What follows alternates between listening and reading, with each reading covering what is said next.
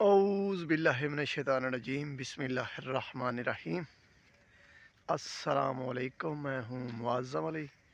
آپ دیکھ رہے ہیں میرا یوٹیوب چینل اللہ کریم چینل میں آپ کو خوش آمدید۔ چینل کو لائک کر لینا ہے اور سبسکرائب کر لینا ہے، اور آپ نے پڑھ لینا ہے ایک بار درود شریف۔ درود شریف کون سا ہے؟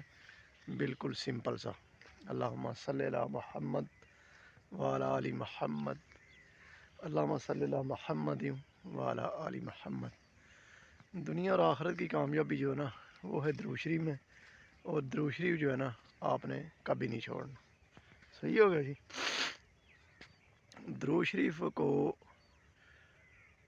کثرت کے ساتھ پڑھنے والا آدمی کبھی بھی نہ اس دنیا میں ناکام ہو سکتا ہے اور نہ ہی آخرت میں ناکام ہو سکتا ہے۔ صحیح ہو گیا جی؟ تو درود شریف جو ہے نا، آپ نے کبھی بھی نہیں چھوڑنا، ہر حال میں۔ درود شریف، کلمہ طیبہ اور نماز، یہ تین چار چیزیں اگر آپ نے پکڑ لیں، آپ زندگی میں کامیاب ہیں۔ صحیح ہوگی جی؟ نماز جب اذان ہوتی ہے تو اس میں بلاوا آتا ہے مسلمان کو، آؤ حی علی الصلاۃ حی علی الفلاح، آؤ نماز کی طرف، حی علی الفلاح، آؤ کامیابی کی طرف۔ صحیح ہوگا؟ تو یہ چیزیں اللہ پاک ہم سب کو ہدایت دے کہ ہم 5 وقت کا نمازی بن جائیں، با جماعت کے ساتھ نماز پڑھنے کی توفیق دے اللہ پاک، اور ہم سب کو اللہ پاک اس دنیا میں بھی کامیاب کر دے اور آخرت میں بھی کامیاب کر دے۔ صحیح ہوگا جی؟ اور اصل جو کامیابی ہے نا، وہ ہے دوستو آخرت کی کامیابی۔ جس نے جو ہے نا آخرت میں کامیابی حاصل کر لی نا، اس کی تو کیا ہی بات ہے، اسی نے اصل کامیابی جو نا حاصل کی ہے زندگی میں۔ صحیح ہوگا جی؟ تو یہ چیزیں مد نظر رکھنے کی ضرورت ہے۔ تو امید کرتا ہوں کہ آپ کو میری ویڈیو بھی اچھی لگے گی، چینل کو بھی آپ نے لائک کرنا، سبسکرائب کرنا، اور درود شریف، نماز اور قرآن ترجمے کے ساتھ یہ آپ نے کبھی نہیں چھوڑنا۔ آپ کی اللہ پاک زندگی ایسے بدل دے گا کہ آپ خود حیران رہ جائیں گے۔